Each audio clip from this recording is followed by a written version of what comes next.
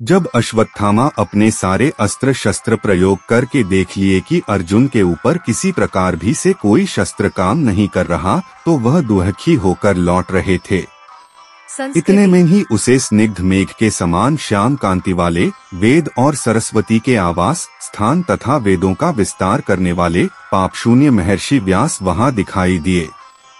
कुरुकुल के श्रेष्ठ पुरुष महर्षि व्यास को सामने खड़ा देख द्रोण कुमार का गला आंसुओं से भर आया।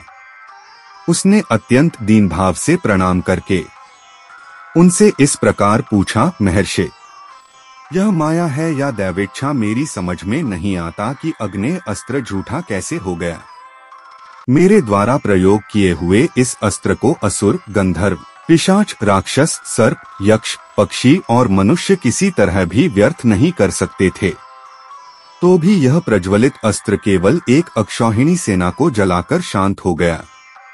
व्यास जी बोले, तू जिसके संबंध में आश्चर्य के साथ प्रश्न कर रहा है, उस महत्वपूर्ण विषय को मैं तुझसे बता रहा हूँ।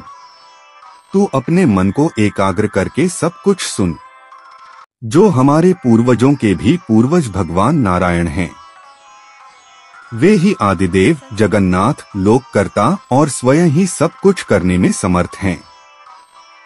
वे संपूर्ण जगत के आदि कारण तथा स्वयं आदि अंत से रहित हैं।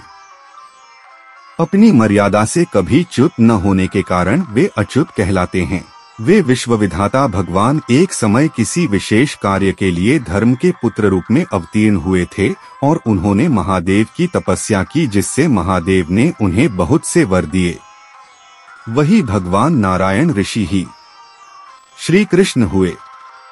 नारायण के तप से ही महामुनि नर प्रकट हुए, जो इन्हीं की भांति शक्तिशाली हुए। द्रोणपुत्र, तू अर्जुन को सदा वही भगवान नर का अवतार समझ। ये दोनों ऋषि प्रमुख देवता ब्रह्मा, विष्णु और रुद्र में से विष्णु स्वरूप हैं और तपस्या में बहुत बढ़े चढ़े हैं। ये लोगों को धर्म मर्यादा में रखकर उनकी रक्षा के लिए युग युग में अवतार ग्रहण करते हैं।